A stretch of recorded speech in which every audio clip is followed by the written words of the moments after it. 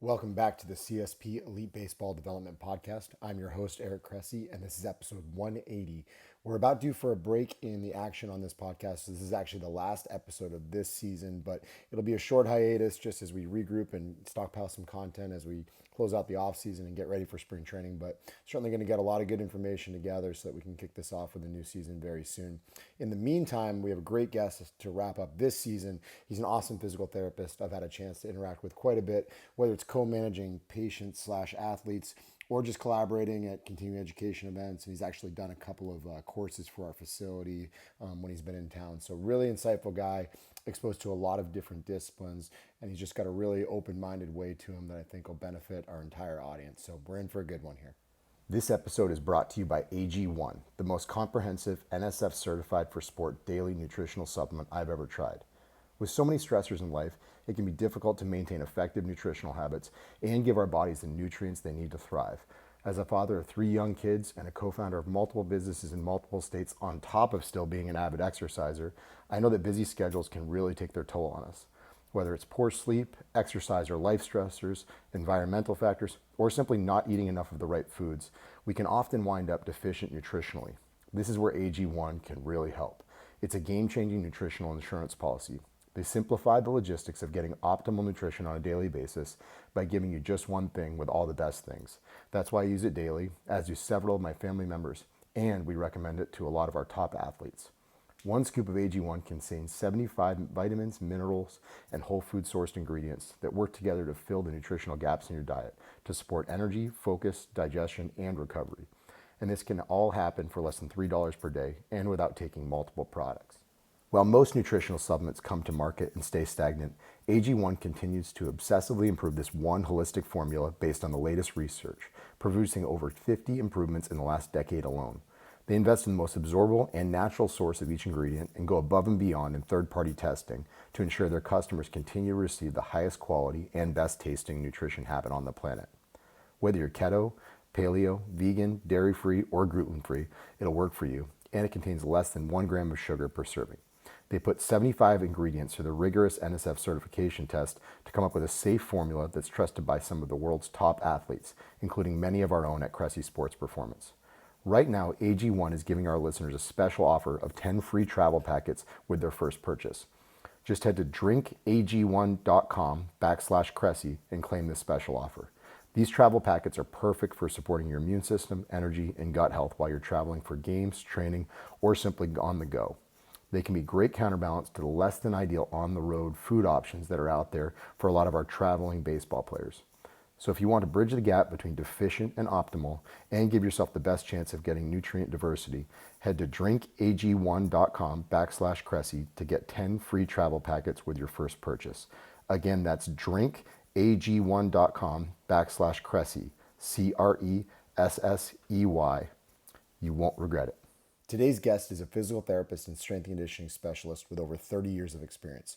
He's overseen the rehabilitation and training of athletes from the NFL, MLB, WNBA, professional golf, and many local doctors and their families. He's specially trained and certified from the Titleist Performance Institute and Golf Digest as a golf medical and golf fitness professional. He has certifications from the National Strength and Conditioning Association, Functional Movement Screen, SFMA, FRR, FRC, USAW, On Base University, and many others. He enjoys sharing what he's learned as a guest speaker to physical therapy schools, professional and college sport teams, State Farm Insurance, local little leagues, and teaching his own course, Kettlebells for Clinicians. He's also an assistant instructor for a clinic and gym hybrid, the Pain-Free Performance Specialist certification, and for dynamic variable resistance training.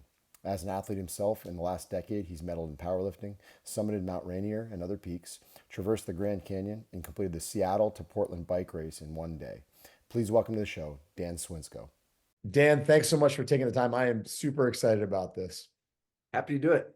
And Happy New Year. We're recording this on the 1st. So That's right. Happy New Year. No pressure to the rest of the guests for 2024. This is going to be a very tough act to I'm the follow. leadoff hitter. I'm ready to go. I like it. You're going to see a lot of pitches and make sure you give feedback to the rest of the crew on what's coming. That's right. So, hey, man, I know you, and we've had some awesome dialogues. You've done some in-services for our staff, which were super well received. And I think it'll lead to some of my other questions. But maybe for those who don't know you as well, maybe talk a little bit about your path to now, what you're doing in the physical therapy space and the strength and conditioning space for that matter. Yeah, okay. So physical therapist for 33 years now. Hard to imagine. I've been a guy that has always been interested in sports. You know that old saying, the those who can do, and then those who can't work with those who can. And so I was not blessed with those kinds of physical gifts to go too far into sports. But I find them super interesting, and so I wanted to make a living in that somehow. And I was a physical therapist to begin, and I wanted to find a way to make myself more attractive to an athletic clientele, to be more skilled with an athletic clientele. So I went and got a CSCS, which started me realizing, despite kind of the culture of PT school, you can learn so much from strength and conditioning folks. I mean, like yourself. And it's sad that in PT school, that culture wasn't really there. Like, you're going to learn from a PT or an MD. You're certainly not going to learn from a chiropractor or a massage therapist or, personal trainer. I've learned tons from all of them, right? And continue to. And so since I got the CSCS, learning more about movement has kind of directed my career. Early on, in my opinion, and the people who influenced me, the really good physical therapists had pristine manual therapy skills. So I went down those rabbit holes to establish really good manual therapy skills. But the reality is, if you're not better at assessment, you're going to apply a manual therapy to solution to something that isn't really a manual therapy problem. And the more you learn with movement, the more people you can help. So I've just always been a movement junkie, but since I got my CSCS back in '94, I've been really interested in exercise and movement and helping athletes of all kinds, which made me want to try to be one a little bit more, doing different things on my own. And had a great career and a great business with some great colleagues in Seattle for roughly 31 years, and sold my practice and moved here to Scottsdale. And so now I'm here and working primarily, with, well, I shouldn't say primarily. I work with a lot of baseball players and golfers, but I see anyone. But it's really fun. I find those to be the most interesting sports to have to work with because they're complicated. Mhm. And I remember a long time ago being influenced by Gary Gray, and PT from Michigan. He's probably watching the game right now. And so he gave an example of a baseball player that wasn't getting better, and somehow they consulted him. And he was the first person to look at the ankle on the lead leg when the guy was coming through. He's a right-handed pitcher at a left ankle sprain, and no one asked him about it. And he pointed out that, you look funny on that ankle. What's wrong with your ankle? Oh, well, I was playing pickup basketball in the driveway and kind of twisted it, but it's my arm that hurts, right? And then that just kind of opened my eyes, like, wow, something from way over there can influence something way over here. That's interesting. And so that's just kind of got me going down the path of baseball, and so I've been in love with it ever since. When I was a kid, I didn't play it. When I was a kid, my family said it's summer vacation, we camp. So I was never home. So I was out in the woods, and so never got the opportunity to play. But once I started learning it, fell in love, and I'm involved in the way that I can. One of the things you kind of told me offline recently, you relocated to Scottsdale not too long ago, and one of the reasons was to work with more baseball players. And you commented on how your practice, was largely little league, middle school, high school, athletes, and some pro guys up in Scottsdale. And then it's virtually flipped, excuse me, in Seattle, and it's virtually Is flipped yeah, I know as what you you've meant. gone Yeah. to Scottsdale, and you don't see nearly as many younger guys now, and you're seeing many, more advanced players, or not necessarily just advanced, but more injured people who have a lot more mileage on their arms and Mhm. and hips and all that stuff. So I'm curious, what do you make of that? And I mean that's a very broad question, but what are the differences that you've seen? How have things changed, since you started, seeing these players, presumably in the 90s, and, here we are now where, this is a dramatically different kind of caliber of injury, expansiveness of injuries that we're seeing. Yeah, it's a good question. I guess obviously you're dealing with men, right? Instead of kids. So, literally every baseball player I've worked with since I moved to Scottsdale has been a pro player at one level or another. I haven't even had a college kid.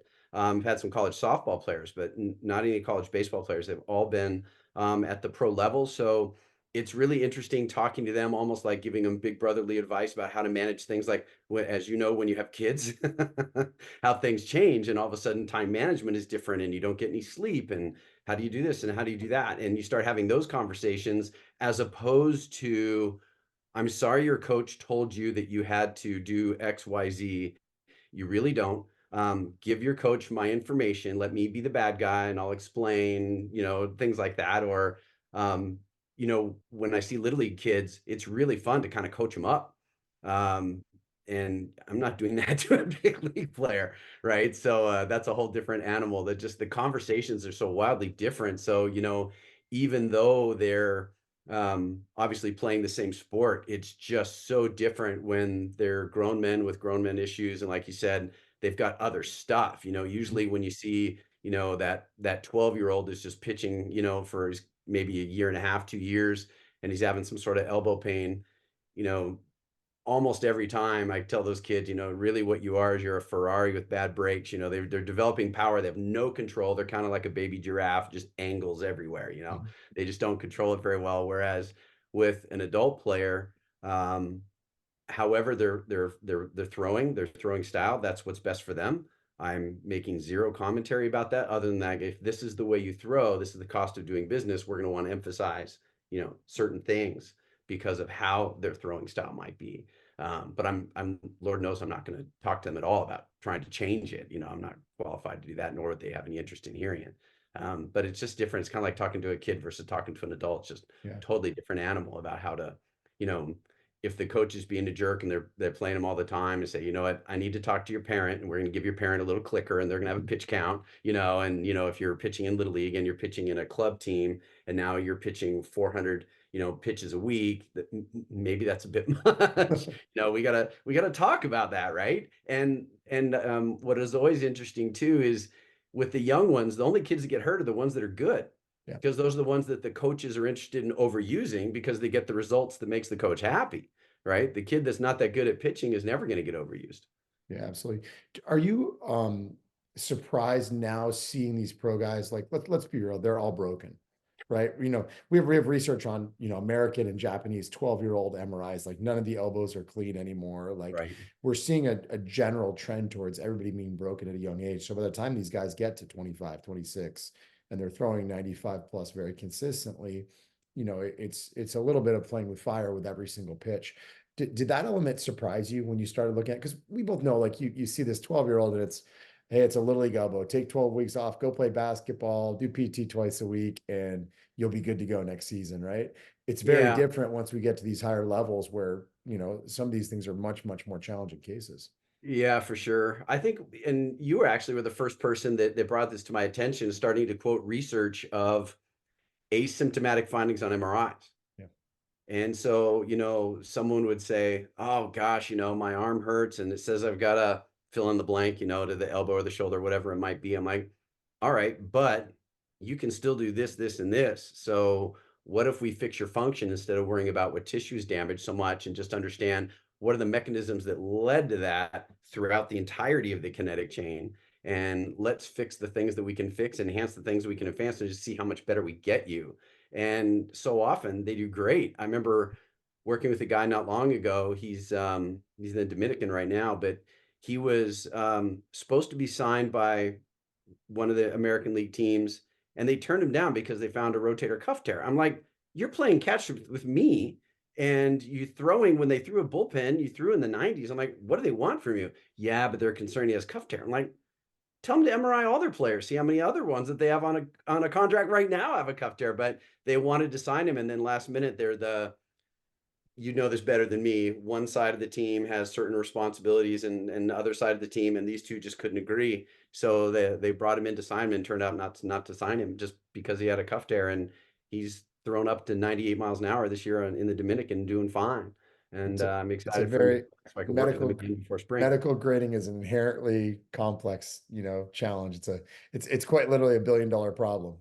Right. It's that kind of question because, Yeah. pitching is very very fragile, shall we say. So maybe switching gears a little bit. Let's talk about golfers and baseball players because I know one of the reasons for the move to Scottsdale was to work more with these two populations on top of getting away from some of the Seattle weather, I think. Oh man, Um, it's so much better. I don't want to poop on Seattle, but I'm so happy here. So what is it about golfers and baseball players that's intrigued you so much over the course of the year? And maybe after you've answered that question, we'll talk about, how they're similar, how they're different. Yeah, it's just golf is something. So golf is the one thing that my dad would do with me when I was a kid.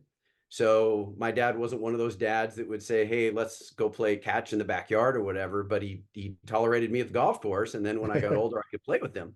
Mhm. And so that was kind of the one thing I could do with my dad. And so I've been playing, I'm not a particularly good golfer by, standards that would ever put me on a tour or Mhm. anything. But I love the sport. I find it lots of fun. Um, and it's complicated, so I like it. There's just so many moving parts, and there's so very often there's things far away from the spot that hurts. That's the reason why that spot hurts. Mhm. And so I find that fun to work on and help people solve that puzzle and let them know that the reason their back hurts is because their other shoulder doesn't externally rotate very well or whatever, and help them understand why those things happen and then bring that in and help them. And then the team effort, not having been able to wear a uniform and be on a team at any significant level, when you get to be a teammate in this way, to be the person who conditions the athlete or rehabilitates or what have you, to be able to call, the coach or the swing coach or whoever and say, hey, there's something about his body that's leading to these things. And so how do you feel about me working on improving that? Is this something that you've seen that you've had a problem with? Oh my God, yeah, I've been working that forever. Well, I think there's a physical reason for that. So we're going to change some things. And then once he can do that, I think you'll find that he'll pick up on your drills a little bit better. Just being part of the team and to be able to interact with the teaching pros and stuff like that is pretty cool. I love that. It's a chance to, I joke, I spend a lot of time trying to be the dumbest person in the room more often these days. I think when Absolutely. you're young, you want to be the smartest person, it excites you to teach and all that. And that's still fun. But I think you're just trying to find, opportunities to collaborate with other people and pick up little things. But talking about baseball versus golf, and I've done this as well. I've actually gotten a ton more baseball than golf, but we actually do get quite a bit, especially being located in Jupiter slash Florida. Palm Beach Gardens. Yeah. Yeah. I think at one point Jupiter had 6 of the top 10 golfers in the world living here. But in your opinion, are these two markedly different fish to fry? Like, are there certain, distinctions between the two in terms of how you treat them? And, are there certain commonalities between the two that you think are vitally important considerations? Well, I think from a movement point of view, I'm thinking crossbody patterns, and you have a trail side, you have a lead side, you load into one, you transfer energy, come through, right? And so I think there's more similar than different. Mhm. I think the difference to me is, at least in my practice, when I see a golfer, there may or may not be any level of fitness.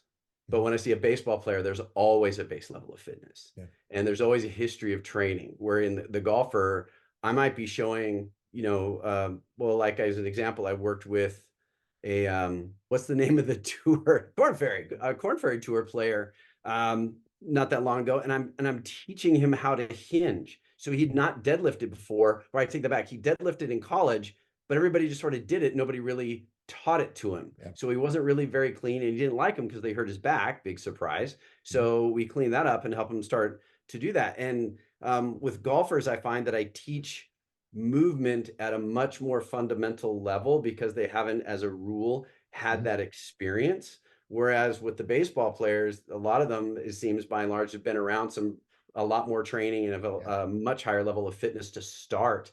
But I find that the commonalities obviously is just the getting them ability to create potential energy and then drive through. So again, having the concept of trail side, lead side, and working through, I learned it as the Serape effect, and then Mhm. crossbody pattern, and then the with Thomas Myers the line, spiral line, and Mhm.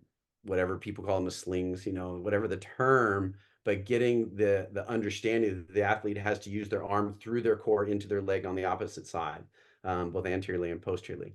There's the most common, I think, for me, link between the two. I think they're very common in that way. A lot of the exercises that the guys do look a lot alike. There's some, obviously it's different between holding a club and holding a ball, but a lot of the things are the same. I think you made a really good point on just like the foundation level of athleticism. What both sports I think have in common that fascinates me is just some of these guys are successful because of characteristics and traits more so than just athleticism. Yeah. Having seen some pretty high level golfers where, they kind of just work out. They just do some like low key fitness stuff, Right.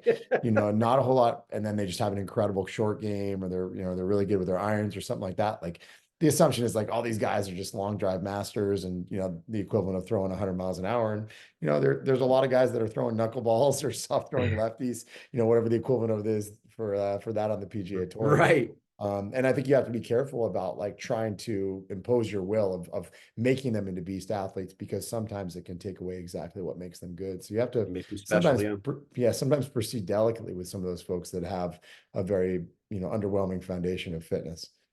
But More. maybe let's use that to lead into the next question. Is like, Okay. what are the key considerations across all sports? Starting with assessment, like maybe talk a little bit about your assessment process when Assessment. you get a new athlete / patient. So if I've got somebody who's in pain, I think the most important part of the assessment is just I pepper them with questions, and I have them kind of go back to the Wayback Machine. I'll have an adult, like if you came in saying, "Yeah, I got a little shoulder thing," I'm talking to you about when you were playing tennis or swimming or anything from back in your past, and because oftentimes there's the one thing and then there's the next thing. I once wrote an article called "Last Year's Ankle is This Year's Knee." And so I just think there's just so many things that people don't equate that would have gone through. So one of the things that's changed with me over time is how much more time I spend asking questions. And I got this from one of my TPI trainings. It was very funny. Greg Rose did it with one of the attendees. So this was like I think it was level 3 medical, which is the highest one they have at TPI. And he was talking about doing a subjective exam and asking questions. And he said, "Tell let me have somebody as an example. Just, hey, what's your name?" And the guy told him his name. And do you have anything that hurts? Actually, I got a thing. So he told him about his thing, whatever it was. And he goes, "Okay, so that's it?" "Yep, that's it." And then Greg goes, "What about your feet? Tell me about your feet. Your toes feel okay? Do you ever have plantar fat?" "Oh, yeah, I wear orthotic." "Oh, okay." And then he just goes through and he started methodically from feet up and asked very specific questions about every body part. And this guy who said he just had this one thing had lots of things. But because he didn't remember without being cued, or he didn't think they were related, he didn't share those things. And I find that with patients all the time. I think, you go to a PT clinic and there's this stack of paper your first day and you're just like, shit, I just want to get through this. Can I please just see the physical therapist and get started, So they just, like anybody, streamline and they tell you what they think is important. But then when you circle back around and say, okay, this is your health history. Yeah, okay. And you ask them a bunch of questions, then tell me about your feet. Tell me, do you wear orthotics? Have you ever worn orthotics? And then you start working your way up and you find out all kinds of stuff they never told you about. Yeah. It's amazing. So I think part of the assessment, more so than before, is just being better at asking questions and taking the time to do that, seeing the value. If you're in pain, we're going to do an SFMA and do that with everybody. When you're not in pain, I'll probably do an SFMA on you anyway, because I just like it's quick. And if you're not in pain, theoretically, it'll be faster and not see so much. But oftentimes people say they're feeling okay. They just want to, say they come in, they want to hit the ball further, or they, whatever it might be.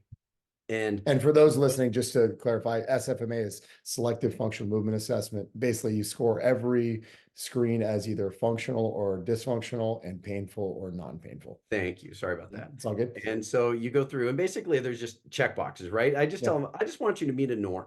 And if they don't meet a norm, I say, it's okay. It's kind of like going through high school. You don't have to graduate high school to have a great life. You just made it harder on yourself. Yeah. You don't have to be able to touch your toes to have a great life. You're just making it harder on yourself. So we have certain standards, and so we go through those and try to meet those standards. So I'll do that because it's usually pretty quick. Gives me information oftentimes, even though they're not hurting. I'll do the Y balance test a lot. especially the lower body Y balance test, which is, for those who don't know, it got its name because it looks like a capital letter Y on the ground, and you're standing in the middle of where those three things would come together like that. And you reach your foot forward, you reach your foot, you're standing on one foot and reaching with the other forward, or kind of diagonally behind you across like a curtsy, or diagonally across the other way, opening up. And it just gives you an opportunity to see how well does this person control their own body weight through space in all three planes of motion. And it gives us the opportunity to see how well those two sides compare, because they should be relatively matchy-matchy. They don't have to be identical, but they need to be close. And then if they match, then you can take a measurement and give context. So if my reaches were identical on both sides, they match perfectly, were they perfectly good or bad or average, or what were they, right? So then you have that context. And so I'm a big fan of that. I find that gives information really well, and it gives a ton of buy-in. You cannot fail that and not know. So you can do great and not know, but you can't fail and not know. The people really struggle if they can't do it, and they know. So you get ownership and buy-in right away. I use the functional movement screen. If the person is just cruising through all that, I'll do the fundamental capacity screen as well. I'll do some things on my own, like just simply, I like looking at people lunge. I just lunge it, forward and backward, forward and backward, forward and backward, just keep doing it, and just see how well they control when their body weight's accelerating and decelerating back and forth. I'll have people do, like, if they're capable, a side plank. If they're really good at that, I'll have them do a side plank leg lift and just kind of do this gross frontal plane assessment of how well they can control body weight that way. If they have the skill, I oftentimes ask them, do you know how to do a Turkish get up? And if they have that skill, I say, what can you do on your left side? What can you do on your right side? And if they train that and they know, and they've got a big asymmetry, they can go 24 kilos on one and only 18 kilos on the other. I'm like, all right, we got an issue here. Let's watch, go do a Turkish get up for me. Let's watch. So you can turn I'm a firm believer, you can turn any movement into an assessment. So it just kind of depends on what they're asking me for. But I pretty much start everybody with an SFMA, and then build out from there, and just kind of like what you're doing with the conversation. Somebody gives you an answer, and then you kind of might divert you this way or might divert you that way. And obviously I'll do special tests and get them on a table and do all those orthopedic kinds of things on an as needed basis. But that's kind of how it rolls from there. I like it. And, SFMA is a great course. I definitely recommend it to anybody. And, one of the things I took away from that course that, and you even hinted at it, is without even realizing it, if you go through a lot of those checklists, you're actually getting an algorithm for approaching things. If you go and you circle all the DNs, the dysfunctional, non-painful patterns, usually you go and you clean those things up. You clean up a, limited thoracic rotation, you clean up some cervical stuff, and good things seem to happen. A lot of times those dysfunctional, painful ones get a lot better. They get, more asymptomatic. I love that. And then also the preliminary questions, like I can't, put an exclamation point on it anymore. Just that was something I don't think I did really well early in my career. You just assumed everybody filled out the health history thorough, but the one that they never list all their medications. They'll glaze over that one. You look at like things like Accutane, and obviously in the fitness world, looking at beta blockers, anything like that can have an impact on the way they respond to exercise. The thing that's been the most impactful for me is I always make sure I review notes before I start the assessment. And I think that can sometimes be a thing that people don't do. I want to walk in prepared, but at least have like a little bit of an awareness so I can ask better questions. So I've actually counseled our administrative staff at the facility to, get as much information as possible when they go in the Google Calendar, make sure it's all in there. Tell them to bring radiology reports, everything they possibly have, so that we can hit the ground running. Yep. It makes such a more complete picture. And I find it improves the buy-in from the individual in front of you. They realize that, hey, he cared to spend 8 to 10 minutes going into this to review this, or look at my data if I'm a pitcher or something like that. So I What I love do that. with the athletes, I'm sorry to interrupt you, Yeah. with the athletes that I see, almost all of them have something on YouTube. Yeah. So if I've got a pitcher come to see me, I put his name into YouTube, and I'm looking at his form, and I'm like, okay, I can see where our stress points are going to Yeah. be. And they're always impressed by that, because it shows that you care, Yeah. right? And I remember I had a softball player wrote me a very nice Google review, the 5-star thing, Yeah. and it blew her away that I had watched her on video before she had gotten there. Yeah. But It I think goes it's important. goes a long way. It's just that opportunity to show that you care. Sure. When we actually get to program design, coaching, we talked about how the assessment can be very uniform across sports. You just might see different tendencies, but what about the actual programming side of things? What are some things that we need to use, regardless of whether we're dealing with baseball players, golfers, or really anybody out there? What's universal across all your offerings? I think really fundamental stuff, like there's three planes of motion. We need to be stable and strong in all three. Mhm. And most people are really good in one. I, I always tell that whenever I had interns in, I said, if you just blindly give everybody frontal plane and transverse plane strengthening, you're probably going to help everybody. You don't even need to do an assessment. Of course, you have to do an assessment, but it seems like that because it's just no one, like I do my curls, I do my bench press, I do my squat, my lunges. Sometimes I run, everything's sagittal plane all day, Mhm. and people don't really get that. And so I think just being mindful that there are three planes of motion and making sure that they can demonstrate strength and stability across, to not just accelerate, but also decelerate and stabilize against. There's eccentric, concentric, and isometric. I want to see your ability to be good at those in all three planes in all four limbs. And crossbody patterns, I think between being mindful about all three planes of motion and being mindful about crossbody patterns, and not, okay, I'm going to do something, I'm going to do a pull pattern. So I'm not just going to sit on a row machine and just pull. Maybe I'll hinge, have a sprinter stance, or at least that's what I call it, a 1.5 kickstand, whatever you prefer to call it. So now I've got way more body weight on one leg than the other, and I've got the rowing weight in a contralateral side, and I'm hinged or with a pulley and doing that. I call them punch turns and saw turns. I think you have a different name Mhm. for them, but same kind of a thing. Just these types of concepts where your arm and your leg are both working and they're having to Yeah. communicate through your core, diagonally from one side to the other, with an anterior emphasis as well as with a posterior emphasis, is in everybody's program, unless you're a bodybuilder, because then that everything's different if you're a bodybuilder. And I think most people train like they are when they're not. And I don't think most people recognize how very specific that definition is. Mhm. And so I make a point of saying, you're training like you're a bodybuilder. And just so you know, that means you're going to take your clothes off and pose for a judge. Are you doing that? No. All right. Well, then let's train more functionally, and let's teach your arm how to connect into your leg on the other side and so on. I love that. We interrupt this podcast with a quick reminder that this episode is brought to you by AG1.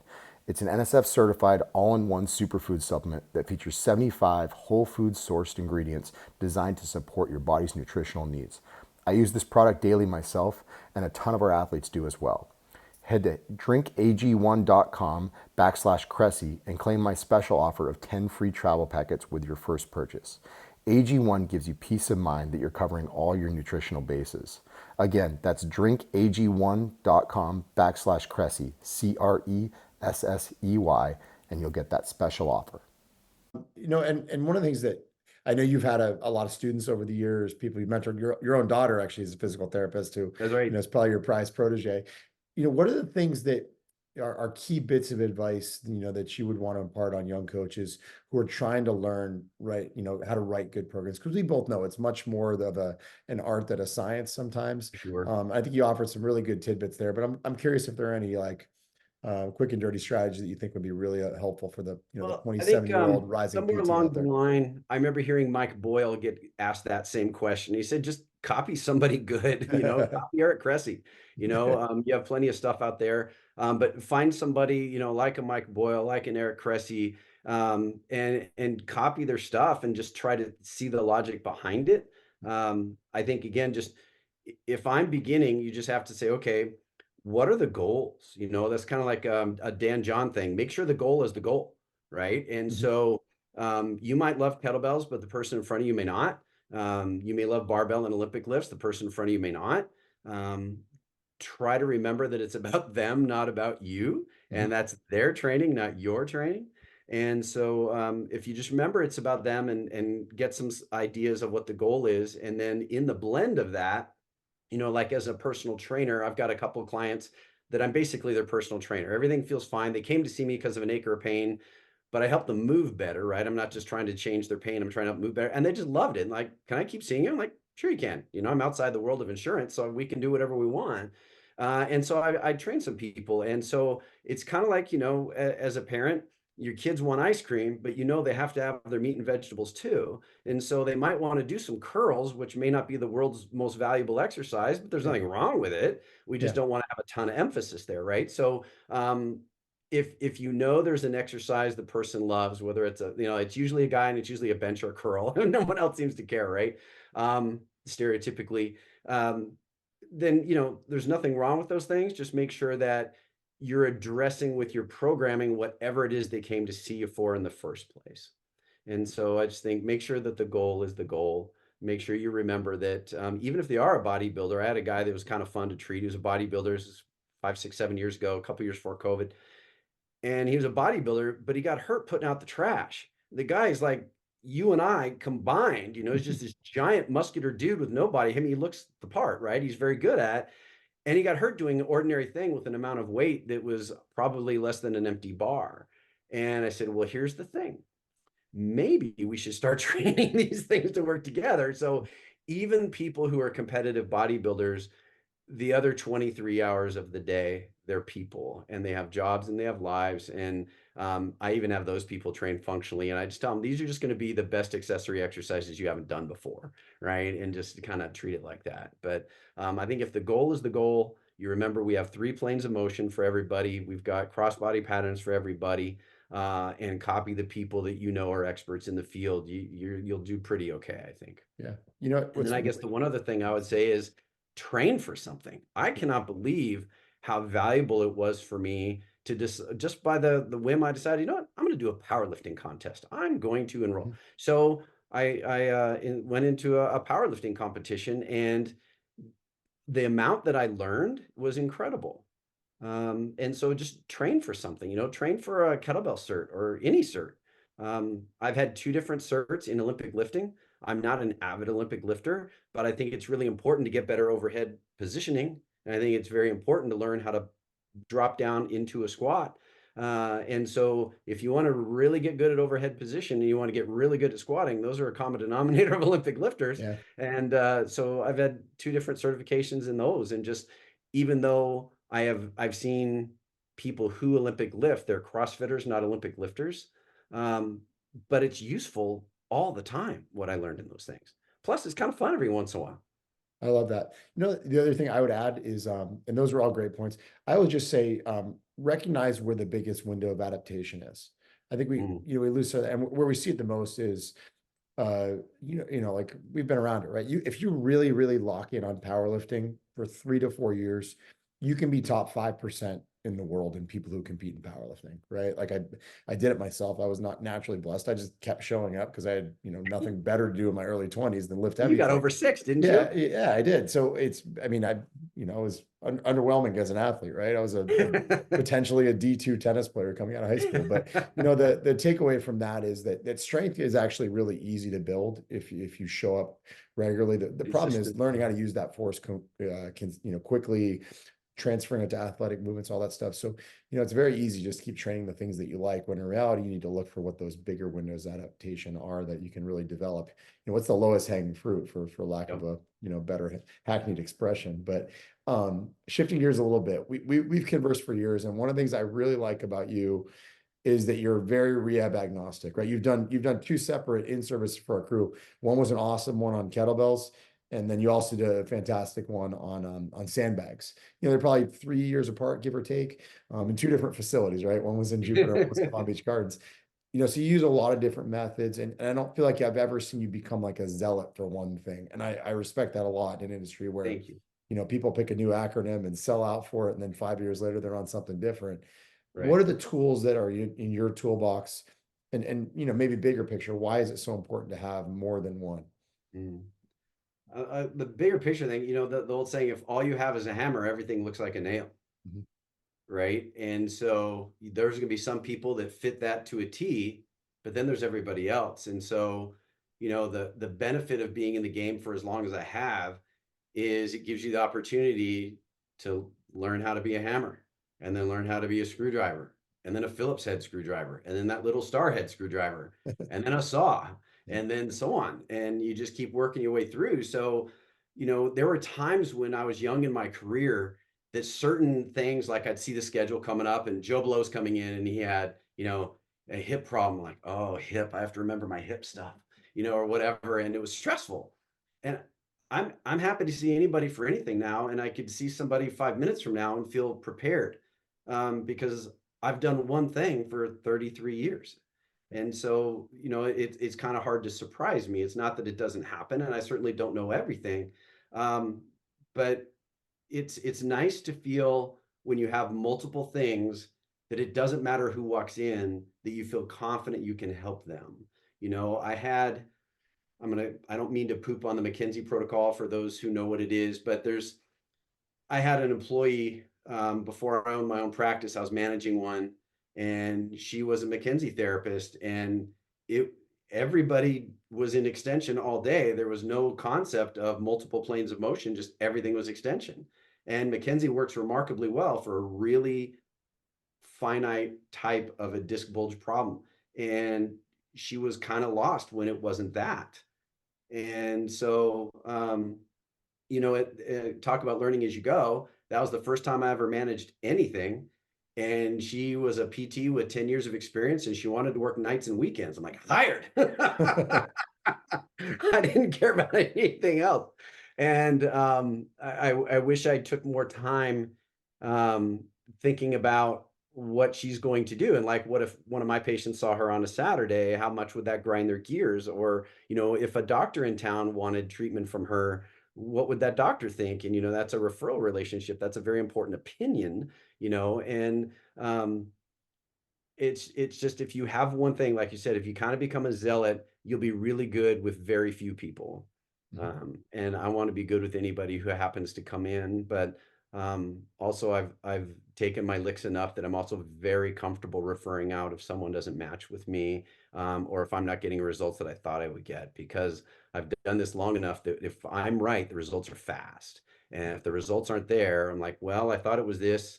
Let's recalculate, do something else. That's not better. Well, maybe this. That's not better. Man, we got to refer out. I'm not going to mess around and waste anybody's time if I'm not helping them. So I I kind love of that. walked That's out the answer. that I gets hope that glazed helps. over a lot, in the discussions of, complex approaches, and everybody wanting to learn is the importance of just asking for help when you need it sometimes. Yeah.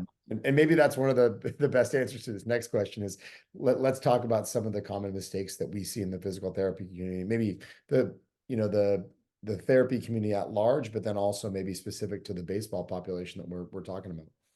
All right. Therapy community at large, I think, without question, it would be all the attention goes to wherever the person says it hurts. It hurts right here. Oh, let's rub there. Let's do this. Let's do that. And no one, shouldn't say no one, it is sadly uncommon, um, to do a thorough evaluation of the entire body on someone who has some random ache or pain. Now, if they had surgery, obviously that's not important early on. It would be important late, because you still want them to recover and be whole. But the vast majority of people who come in, they don't have a good story. They're just saying, I was doing my thing and something hurts now, right? Yeah. I was mowing the lawn, I was hiking, I was lifting, I was doing pull-ups, I was whatever, things that people, throwing a baseball, things that are ordinary activities for these folks. So they really don't know why, which I always tell them, having no reason is probably the most common reason. It's also my favorite, because that means the answer is right here in front of us. And so if I'm any good at what I do, we should be able to find the reason why this is happening, and therefore start making some changes. So I think that the biggest mistake to me, and maybe it's because the majority of my peers and colleagues work in an insurance model where they've got 15 minutes or whatever. It's that's quick, and it takes time when someone's right shoulder is why their back hurts when they golf, to explain that to them. And it takes time to do the assessment to figure that out in the first place. But it's pretty quick and easy to say, oh, it's your shoulder. Here's some bands, and do some exercises that have an extremely low value, in my opinion, but are commonly used. And so I just think that across our profession, it's too much. It hurts here, rub here, put the electrical stim here, put the Yeah. laser there, put the whatever. And I'm not saying there's no value in that, but I think it's overvalued far. And so I think as our profession, it would be really cool if people take the time and look at the whole body. And then I think you find also people come in like everybody's broken. Yeah. You find the other stuff. And so Someone comes in for whatever, and I do the SFMA, and one of the things, they got to they can't reach overhead. I'm like, what's up with that shoulder? Oh, I forgot to tell you, I had rotator cuff surgery last year, but it really doesn't hurt that much anymore. It doesn't hurt that much. So does that mean it hurts a little bit? Well, yeah, but it's only been a year. Like, it shouldn't hurt. Well, the doctor said sometimes it takes you years. I'm like, okay, let's understand the game that's being played right now. You have a shoulder that, a year after your repair shouldn't hurt. So why don't we work on your shoulder and your knee at the same time? And because we're going to treat you as a person anyway, not a body part.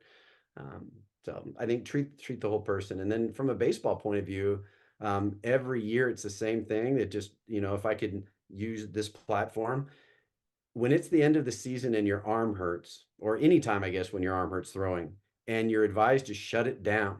Don't shut it down. Like, do nothing for a month. Okay, I'm a month older, now what? Yeah. And that if someone is hurting and we're given a month of them not throwing and work on everything else, we can make enormous change. Mhm. And the reality is, especially with the young guys, the little league and the high school, and maybe even some college, depending on their physical maturity and training age, but they come throwing way more. I had a great a referral relationship with a pitching coach in Washington, because he said, every time I send someone to you, you bring them back to me throwing harder. And it's because I treated the whole body. And so shutting it down is not, maybe shutting it down from throwing, but not Yeah. shutting down from everything. I tell people, we want specific rest, not total rest. So specific rest is avoiding the provocative activity that hurts the body part in Yeah. question. But it doesn't mean you can't, like if it's your elbow, it doesn't mean you can't sprint. It doesn't mean you can't train on some aspects about your self that we saw through our exam that more than likely led to why your elbow is getting excessive stress when you're throwing a Mhm. baseball, right? Why don't we correct those things? So when we have clearance to start throwing again, we have a much better environment. We have fertile soil. You can't grow seeds on the sidewalk no matter how many times you water them, right? You just got to have get the everything else in place. And so it just drives me bananas that someone, I get a parent call me in January, my son's starting to throw again and it's hurting. And he was hurting in August when he was trying out for his summer team. And the doc said, just shut it down. So he did. And so from August to January, he didn't do anything. He's starting to throw. And lo and behold, it's hurting. And now we have a time crunch where before we had all the time in the world. Yeah. Yeah. No, it's a huge problem. And the other thing is, like, building on that is, most of the time, we're dealing with mechanical pain with throwing, right? If you Right. look at typical injury mechanisms, right, valgus stress and, peel back mechanism with the shoulder for internal Right. impingement, like, short of putting a back squat on somebody, it's really hard to provoke an elbow and a shoulder in a baseball specific way in the weight room. There's actually a ton of stuff you can do that, that'll lead to some really favorable outcomes without setting For people sure. back. That's a great way to say Um, it. There's things we can do to lead to favorable yeah. outcome. So those are good questions, I think, that folks can ask of their physical therapist, or certainly identify, if you're going through an assessment and they're just staring at an elbow the whole time and not checking a neck and a shoulder and trunk and all that stuff. But Legs. what are some advice that you would have for folks that are listening who are looking to find a good physical therapist? Where should they look? What questions should they ask? Okay. I'm not sure about, well, the questions you ask kind of depends on whom, Mhm. Yeah. right? Um, when someone tells me about their friend in, 4 states away, and Mhm. too bad that doesn't live here. I'd love him to see you. Da, da, da. Is there anybody you know down there? Mhm. And so I ask, like you develop a network through the years. Yeah. I ask everybody, and if nobody knows anybody, then where I go to functionalmovement.com, and they've got their find a professional map that's pretty cool. And then I just start looking for somebody who's got SFMA and FMS and FCS and Y balance test. Yeah. And when they have, and if people who don't know what I'm looking at, it'll be very self-explanatory when you see it. But if you find a clinician, in particular, a clinician who is so invested in learning movement, everything other than the SFMA is meant for the non-clinician. It's meant for the strength professional. Mhm. But if you've got somebody who is so invested in understanding movement, the depth and breadth of their understanding of movement and sport is going to be so different than someone who doesn't have those things. Mhm. And so I love looking for that. And I'm like, I don't know this guy from Adam, but I love his credentials, and name and email address and phone number and all those things are right there on that website. So I use that when people are asking me, hey, do you know somebody in such and such location? My mom fell, she needs somebody, or Yeah. whatever it might be. I use that website a lot.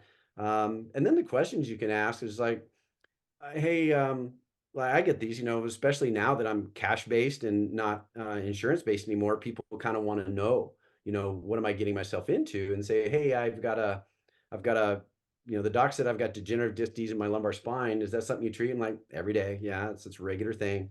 Well, so how would my therapy go? It's like, well, and so if you can kind of ask them just how's the therapy going to go, and the person Mhm. gives you some discussion about, we're going to look at you head to toe. We're going to see, if you're 40 years old, but your back says your MRI of your back says you're 75, what is it about your body that's making your disc age prematurely? Because degenerative disc disease is a normal finding when you're older, not when you're your age. So, did you have a trauma when you were younger that you didn't tell me about? Do you have hips that don't move well? Do you have a thoracic spine? What are you doing that's making these happen? Because there's always a reason, right? And so I would say just ask some leading questions about how would my visit go with you? And if that person is talking about a lot of these whole body kinds of things and a lot of information about the level of detail with the examination process, rather than, oh, you know what, we see that all the time. We put it on our laser and you're going to feel Mhm. better, or we put these sticky pads on your back, or we do, whatever.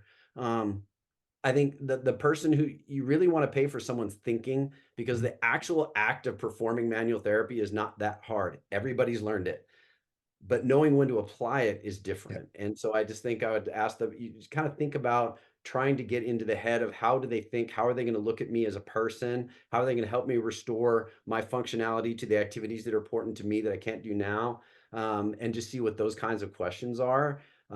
Certainly ask about their experience, because there's just there's no exchange for that, right?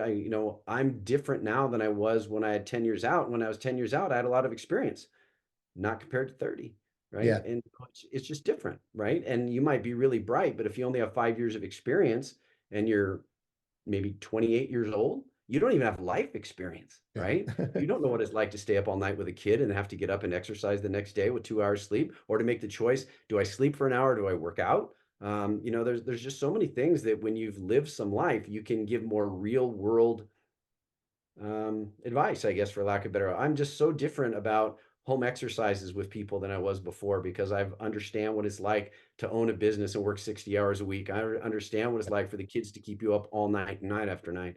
And you're just dying.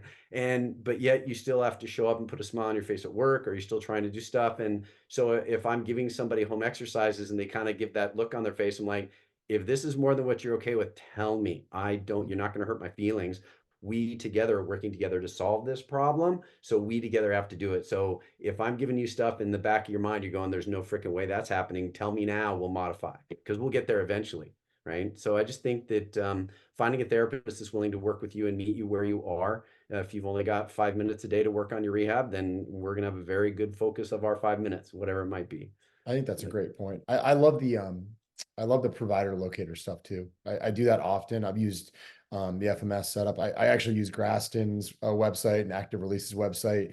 I'll often like cross-reference those folks and try to find yeah. someone who will list like dry needling in their bio, and then have a couple of cool initials after their name that may be helpful as well when we're trying to find a good Yeah. manual therapist remotely. You just got to do Yep. your homework. And what drives me bonkers is when you actually go to the website for the chiropractic office or the physical therapy clinic or whatever it is, and it's like Dr. Johnson enjoys long walks on the beach with his wife and two dogs, and there's no substance whatsoever. It drives me crazy. So if you Yeah, guys it's kind of funny. I actually spoke to a friend of mine who I yeah, think of as kind of like big brother for those sorts of topics. And he goes, yeah. Dan, on your bio here in your profile, you don't say any. Oh, you work with Major League Baseball, you work with NFL, you work with this, you work with that. He goes, you need to put those logos there. You need to put those names there. People don't understand what SFMA is or whatever, right? And so it means something to me, but it's not about me. It's about the person reading it. It's the truth. And so it's good to get that advice and have someone slap some reality into you. I like initials. It gives me some insights. Hey, what's been, obviously this is actually a good time of year we're talking on January 1st, but what's been your biggest growth area over the past year? What changed for you in 2023? Hmm, good question.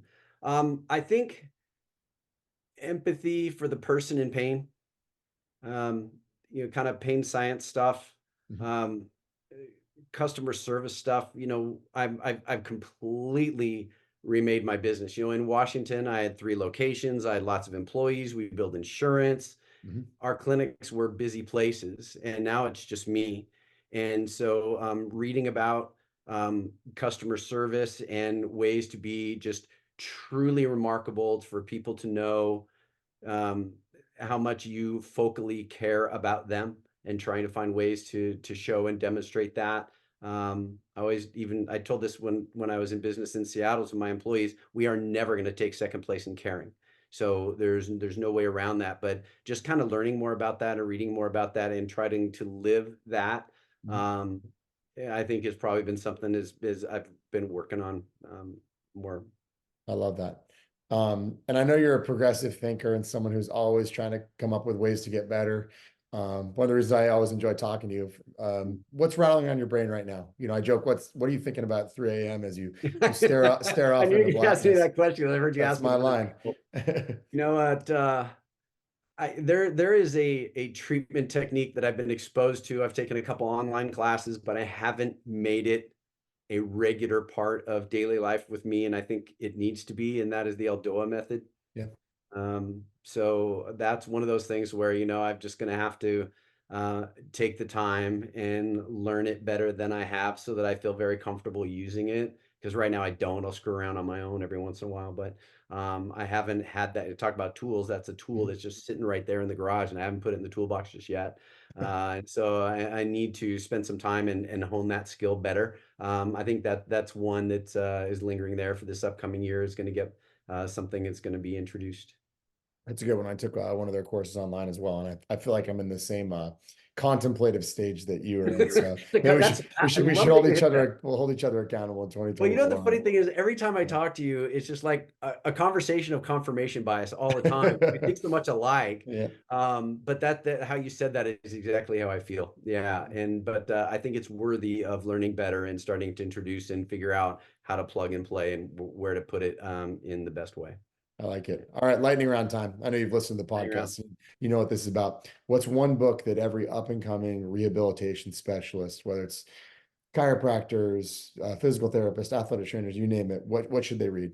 I try to be prepared for that question, and I'm going to dodge it like a good politician. There's too many.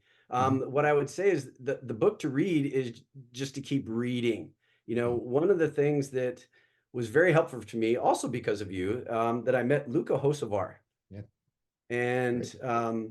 I don't know if you have ever met anyone who reads more than Luca, but I don't think I've met anybody who reads more than Luca. And that old saying, you kind of become an amalgamation of the 5 people you spend the most time with. And one of the great ways, of many ways that Luca has helped me, is raising my standard of what I expect for myself with how much I read.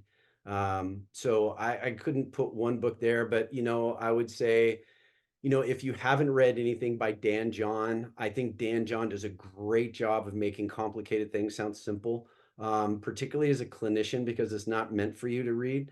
And so for you to understand movement and exercise better, I think his work, Pavel's work, there's so much good there. Your programs that you can buy. I think that's how I don't know how I first came across you. I think maybe somehow when the internet was new, I learned what a blog was and read your stuff, and I think became, oh gosh, what was one of your very early products I bought?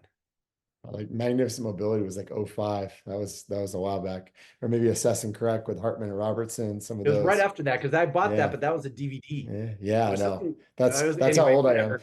But learned some really cool stuff there, and that's why I ended up going to Yeah. Massachusetts to your very first Yeah. internship thing that you Yeah. had, and learned a lot there. I just think there's so many places that you can learn as a clinician in the strength and conditioning space that I think you'd be foolish not to go there.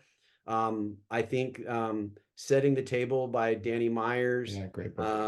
the book that Howard Schultz wrote, Say What You Want About Howard Schultz, Killing the Sonics, Kill Me to Kill the Sonics. But his book that he wrote long before that, Pour Your Heart Into It. Long before that, there's a book called The Nordstrom Way. Mhm. When I had only had one location, I bought that for every one of my employees. Mhm. I want you to read this, and I want you to talk to me about it in 2 months. I'll give you 2 months to read it. We're talking about it after that. those books get you thinking differently than someone's there to see, like you're there for them, Yeah. and I think that reading those books and having that influence of understanding um, how to be a gracious host, for lack of a better way of saying it, when someone wants to come into your clinic and pay you money for your opinion and your skills. I think those are some good things that I don't even remember how I ended up getting to read them, but I did. Go Giver is another one along those lines, all Yep. good stuff that I'm sure you've all read too. But I think books by, Mike Boyles, and Alan Cosgrove's New Rules for Lifting, back when Yeah. the very first one. Those are really good books if you're not in the strength and condition. I mean, they're probably good books for anybody, but I thought for me as a Yeah. clinician, they just started helping round my edges and help me understand stuff so much better and understand movement and exercise better than PT school prepared me for. Um, one of my favorite memes is that you may have seen, where there's some older gray-haired lady in a pair of sweats and she's deadlifting 225, and she's standing there at the top of her deadlift, and it says, "What color TheraBand did you ask for me to use?" And so just learning things about exercise through the strength and conditioning world will help you as a clinician more than you think it will. I'll just Awesome. leave it at that. I love that. If you could go back in time and give young Dan some advice 20 years ago when you were a young clinician, what would it be? I'd probably start. Well, I was gonna have to. I wasn't a young clinician 20 years ago. 30. I would say learn. My mom. Hi, Barb. My mom always taught me to be a sponge. That was a term that she used all the time, and what she meant is learn anything from anyone, anywhere you can. And again, in PT school, that was not the culture, and we were not raised, so to speak, raised or graduated to think like that. Thomas Myers wrote an incredibly impactful book. He's a massage therapist. That book should be a textbook in every PT program, and probably now it is. But back then, a massage therapist teaching a PT Yeah. something, that was not, what's the right, I don't know the right way to say it. It was just not something that you would expect anyone to tell you. It was tremendous, and that guy's so smart. And so I guess what I would tell the younger me is seek out information that can help you outside your own scope of practice. And the sooner you do that, I think the more well-rounded and the more you're going to learn and things you can apply. Because, Danny Myers was a restaurateur in New York. How does that help me be a physical therapist in Seattle? But it did. And so, one of the sayings in that book is, moths go to the flame because of the warm, or the light, but they stay because of the warm. I love that.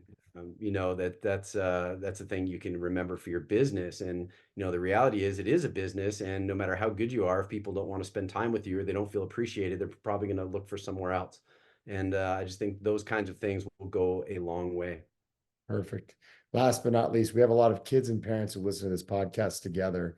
One of the real reasons we started this was not just to impart wisdom on how to advance in the baseball world, but also how to protect against downside. We wanted to make sure that we were working hard to keep these kids healthy. So in that vein, if you could give one bit of advice to the kids and the parents, about, having a healthy, long, successful career, what would it be? Well, I think if your kid pitches, get a pitch counter and don't trust the coaches. I know in Little League you have to. So Little League's changed. We were in Little League before that started, so that rule came to be while my son was playing in Little League.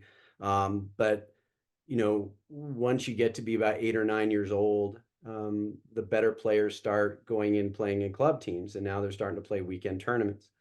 And in the weekend tournament, everybody pitches. It's all hands on deck. And so Little League only knows about what Little League knows about, and they don't know about the other pitches you threw on the weekend. And so you, as the parent, have to advocate for your kid. I would say make sure that you let the coaches know that you intend to play both, if you intend to play both, um, and let them, if you're gonna pitch for one and not the other, let them know that, but you're kind of screwing over the kid, the Mhm. coach in that regard. If you're gonna have a roster spot and tell them right off the bat you're unwilling to, but I just think pay attention to that. Also remember that there's no scholarships given at 12 years old. It's 12-year-old baseball is so fun. It's so intense. It's so cool. It was a blast. It was a great time in my life. But if you're willing to let your kid go past, where he should pitch, because of some tournament that you really want to win, the kid's screwed up arm is going to last longer than whatever trophy they get. Or, a lot of times it was the t-shirt they got to wear, and then the next year it got replaced by the next t-shirt. But yeah, it matters a lot, but it doesn't matter maybe as much as you think. And you got to think long term. Long-term athletic development has more to do with next year than this year, and just to be mindful of that. I would say enjoy lots of sports as long as you can, at least until you're maybe 15 years old. Maybe then, if you decide you want to play baseball only, but you want to do something in the off season, at least off season train, but maybe not necessarily off season hit and throw. I love it. Dan, this is awesome. Where can folks learn more about you?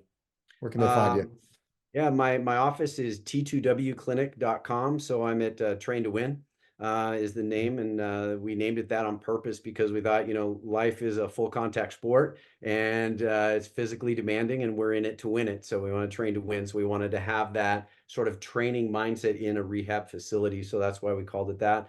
So the Train to Win website was $10,000 to get that URL. So we are t2wclinic.com instead. I also have fixyourfunction.com, where I've got a DIY shoulder rehab thing there, and also some exercises using just bands. If all you have is bands, here's how you can train your whole body head to toe on those. So either of those two places. Social media, I'm at Dan Swinscoe. And a very good follow on both Instagram and on Twitter. So Thank you. also some very good guest posts that you've written for my website over the years. So folks can definitely check Number those one out. last year. Yeah, definitely. How You about took the that? top spot. Very nicely done. Hey man, this was a blast. It's always good to catch up, but it was cool to share it Thanks. with a larger Happy to audience do it. today. So happy New Year and thanks for taking the time. Thanks so much. Thanks so much for tuning in to the CSP Elite Baseball Development Podcast. We really appreciate you carving out some time in your schedule to listen, not just to this episode, but also to some of the episodes from our archives. If you enjoy what you heard, we'd love it if you'd share it with friends, colleagues, and teammates, as well as leave us a review on Apple Podcast and Spotify. Thanks again for your time.